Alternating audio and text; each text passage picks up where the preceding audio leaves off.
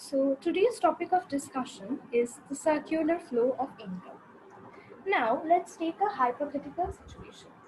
Consider an imaginary island blocked away from the rest of the world.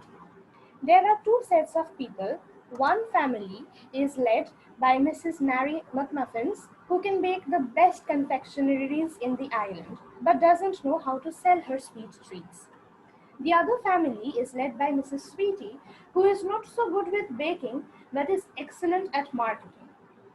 Now, Mary McMuffins wants to sell her products to the rest of the world and to the rest of the people that live with her. And what she lacks is her marketing skills. But that marketing skills is acquired by Mrs. Sweetie through years of practice. But how can she sell goods if she doesn't have goods? So Mrs. Sweetie essentially can sell goods, but she doesn't have anybody or anything to sell. So she needs people to produce things so that Mrs. Sweetie can sell those products. What happens one day is both of them, Mary McMuffins and Mrs. Sweetie, they make a pact. They decide that during daytime, Mary will bake sweets and chocolates for Mrs. Sweetie. And essentially what she'll do is she'll provide labor services to Mrs. Sweetie.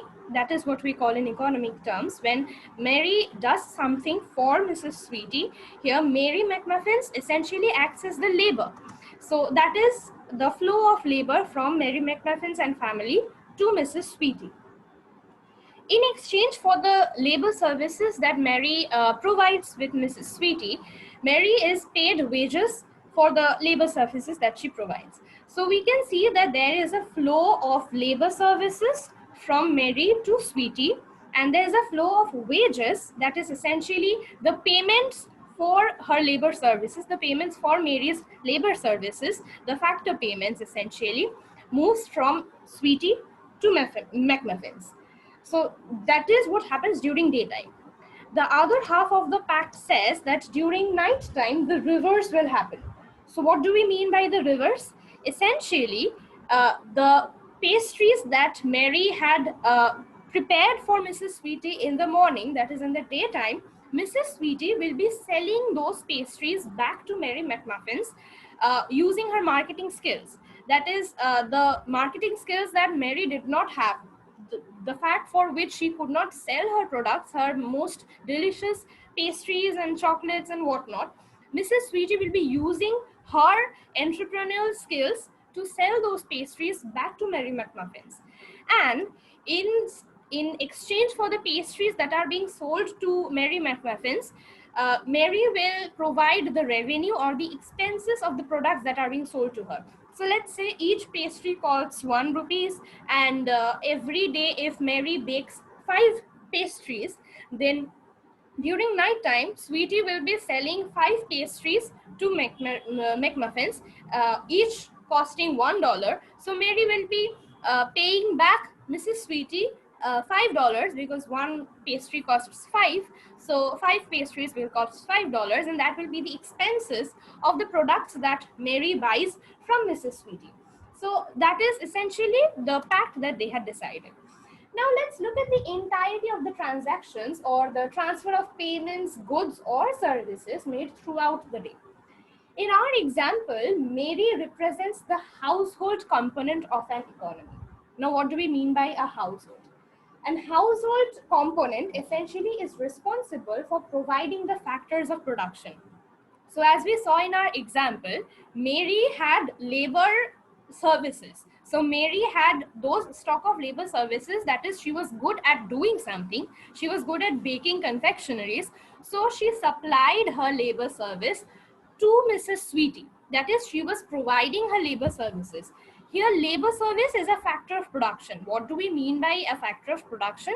A factor of production is essentially something other than the raw materials. When we produce something, we require raw materials and factors of production. Those raw materials are essentially the flour and the eggs and the everything else that she was making, she was using to make the confectioneries. But the labor service that she provided, those were the factors of production. Economics says that there are by default four factors of production: land, labor, capital, and organizational skills or entrepreneurial skills, which here we know that Sweetie had those entrepreneurial skills or organizational skills, but that is irrelevant here. What happens is, for every factor of production that you supply to the other party who is producing for you, you get some payments in return. So those payments are called factor payments. So since Mary provided labor services to Mrs. Sweetie will be paying back Mary in the form of wages or salaries, which are essentially the factor payments.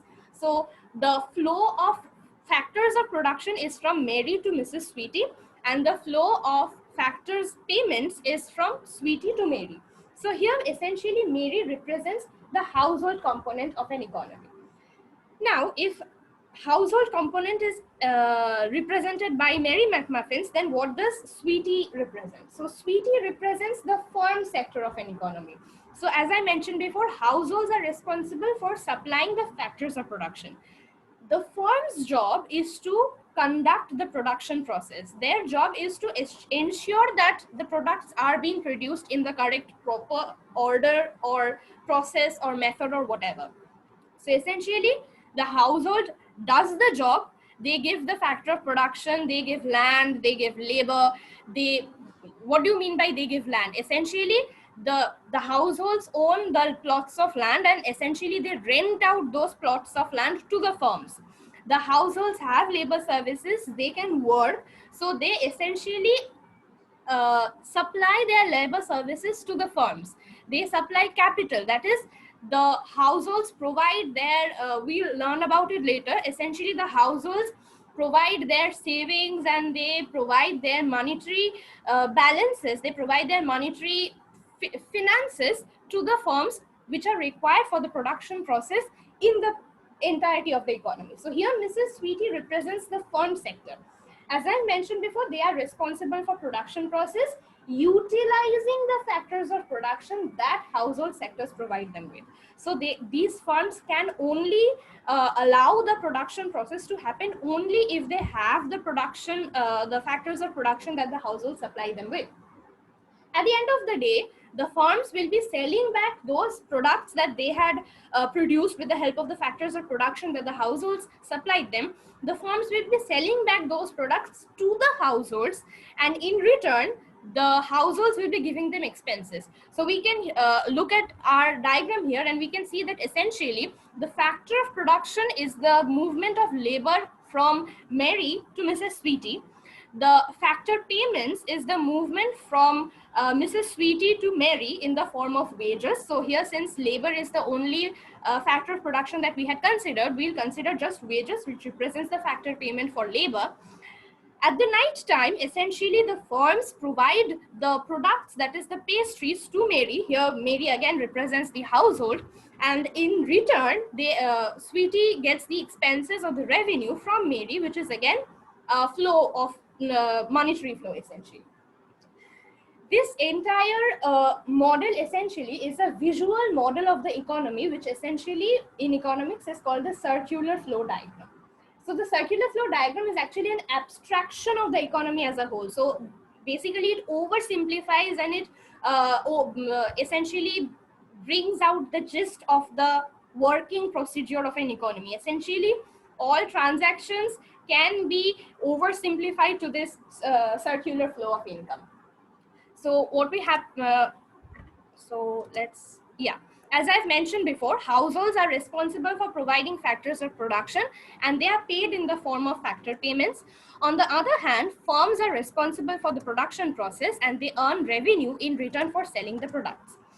Now, the circular flow of income is formally defined by N. Gregory Mankiw in his book Principles of Economics as a visual model of the economy that shows how dollars flow through markets among households and firms. So as I've mentioned before, the households and the firms are essentially the pivotal agents or the pivotal sectors of an economy. There can be other additions and complications and sophistications in the model, but the most simplest form of the model lies in the hands of the households and the firms. So this definition was given by N. Gregory Mankiw in his book Principles of Economics. Now, going back to the model that we had discussed, as I've mentioned, this model is actually a simplified version of the entire economy. So the economy is not as easy as it looks. Of course, it has more decision makers, but in this particular form that we have, the simplest circular flow diagram, we have only two decision makers, firms and households. So there are only two decision makers, and what they decide uh, is reflected in the behavior or is reflected in the transformation of the economy essentially. So firms produce goods and services using inputs such as labor, land, and capital, buildings and machines essentially. Capital, by capital I mean buildings and machines. These inputs are called the factors of production, as I've mentioned, and these factors of production essentially are owned by the households, and the households are also responsible for consuming all the goods and services that firms produce.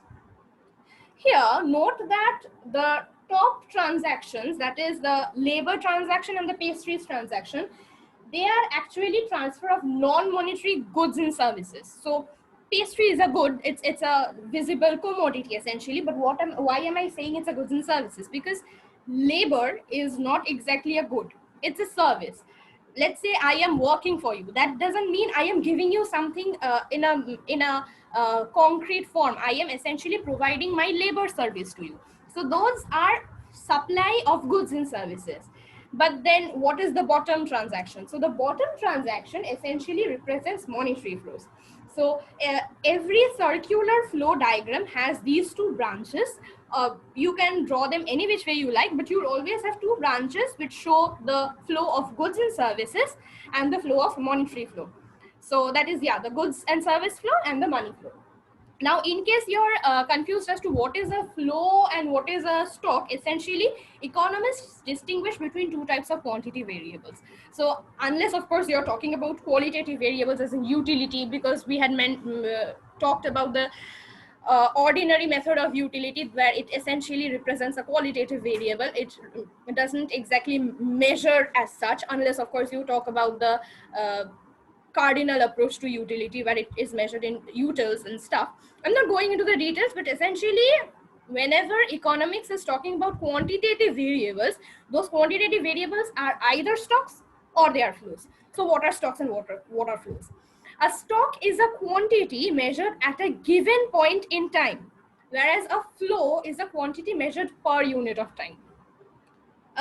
What happens is, let's take a non-economic example. So let's say we have a bucket full of water or a tub full of water.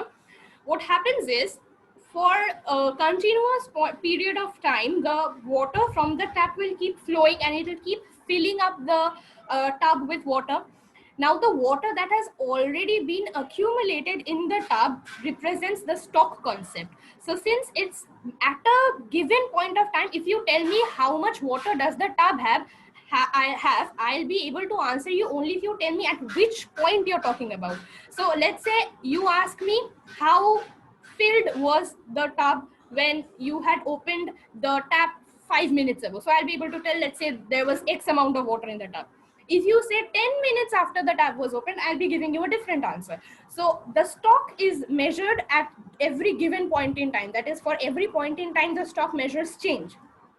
However, if you tell me what was the flow of water 5 minutes after the tap was opened, I won't be able to answer you, because at that, when you're asking me about the flow of water, that is not measured at a given point in time. That is measured per unit of time. So what was the flow of water per unit of time? So I'll say maybe the water was falling at this rate. So every second there was this amount of water falling in the tub. So this is essentially the difference between stock and flow. The thumb rule is stock is measured at a given point in time and flow is measured per unit of time. So stock is given point and flow is per unit of time. So that is how you can differentiate between stocks and flows.